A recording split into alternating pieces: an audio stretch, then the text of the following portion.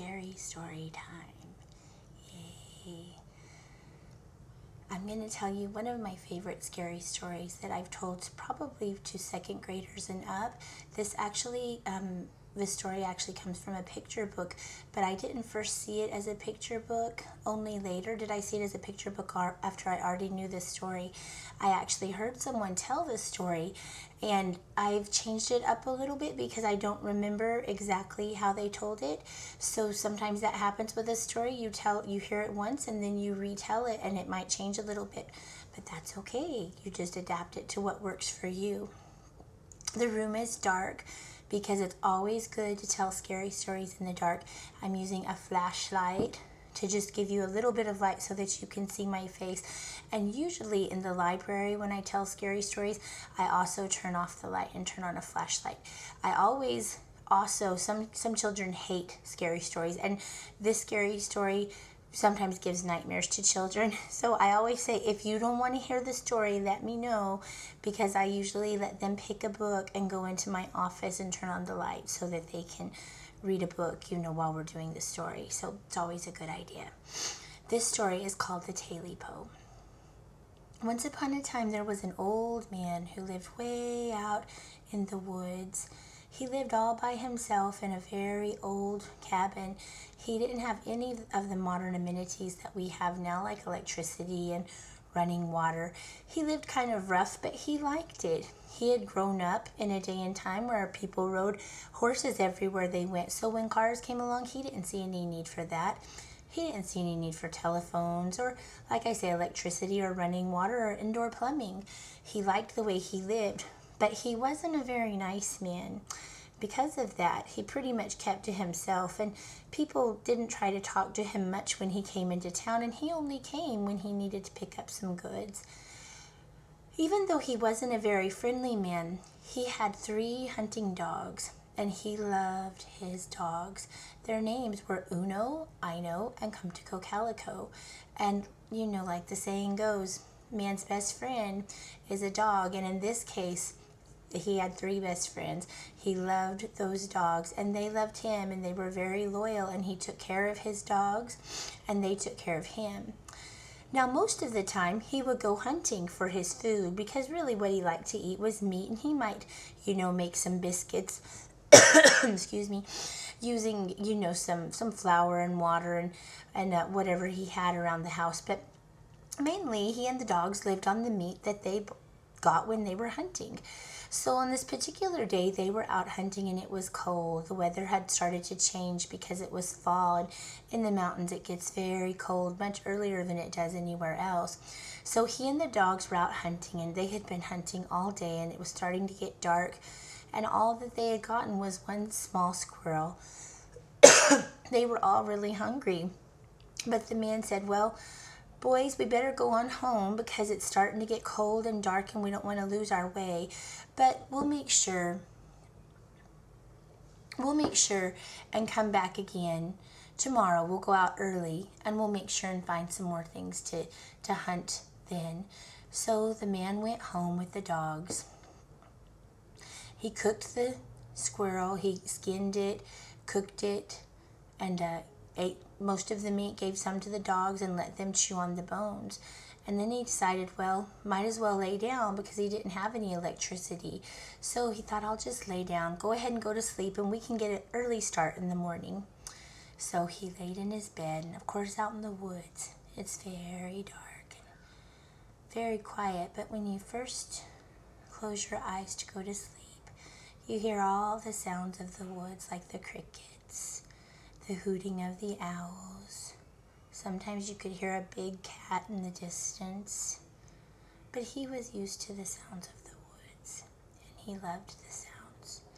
And it wasn't very long before he fell fast asleep. He had been asleep for about an hour, just barely getting through that first set of deep sleep, when he felt like there was a presence in the cabin that didn't belong there. And he opened his eyes, and he looked toward the end of the bed, and there were these red eyes glowing staring at him. And he jumped out of the bed, and whatever the creature was that was in the house jumped off the bed too. It startled him. And the old man grabbed the hatchet that he kept next to his bed and started chasing this creature all around the cabin. And he didn't know how to describe it exactly because he had never seen anything like it before, and it was very dark inside the cabin.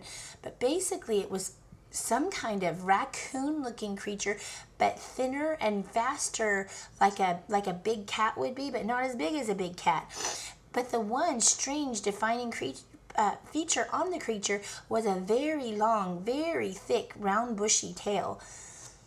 The old man chased the creature all around the house, whacking at it with that hatchet.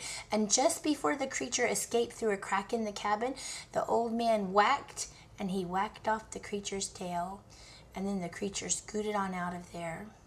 And the old man looked at the tail and he thought, He felt it and he could feel that it was very meaty. And he thought, but this is pretty good. I think maybe we'll have to cook us a little meat tonight, boys. So he got a fire going in the fireplace, and he skinned the tail and he cooked the meat, and oh gosh, it was delicious. He and the dogs had been so hungry. The meat was fabulous, and they ate so much till they were really full. And then when they lay down to go back to sleep, it felt wonderful. And you know how when you're really full, you go to sleep so quickly. And before he knew it, he was sound asleep again, deep in the woods.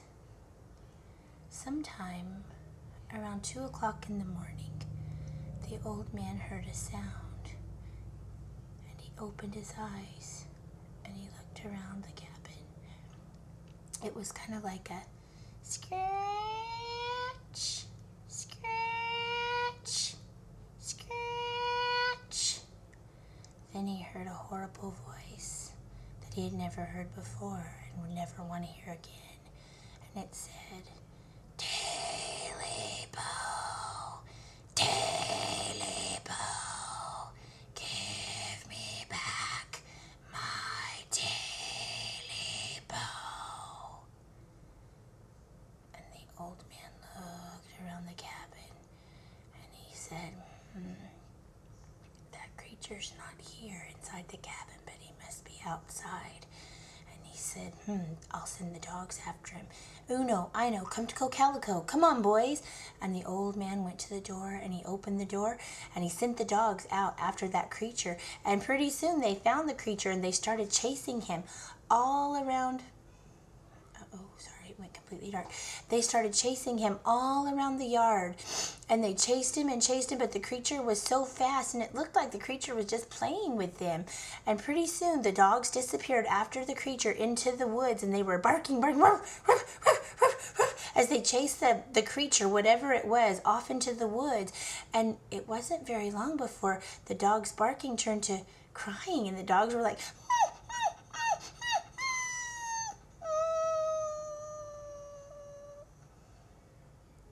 and then it was completely quiet.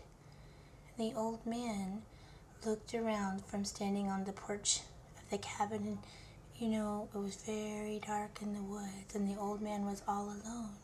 And he called to his dogs, and he said, Uno, I know, come to Calico. Come on, boys. But they didn't come. So then a little louder he said, Uno, I know, come to Calico. Come on, boys. But they didn't come. And the old man looked around.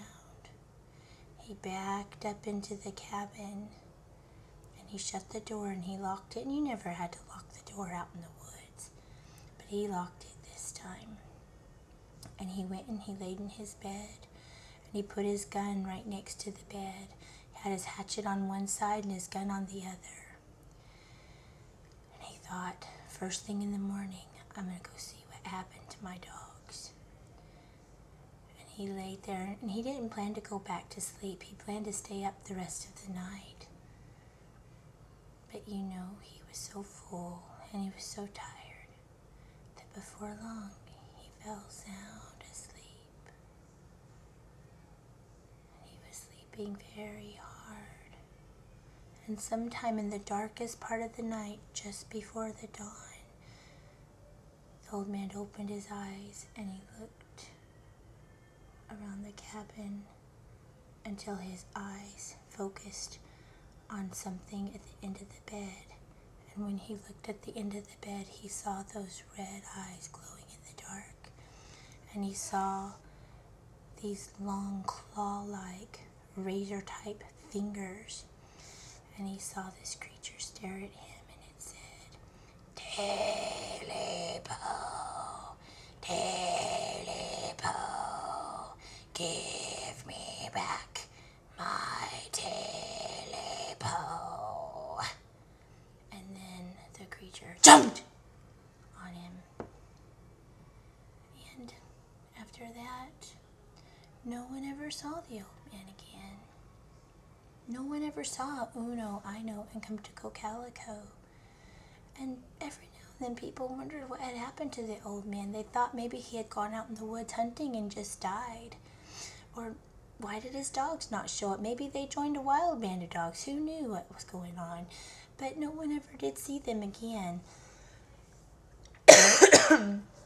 But they say in those woods, on really dark nights when the moon is high in the sky, if you listen very carefully, you can hear a voice, and it says, Tailypo,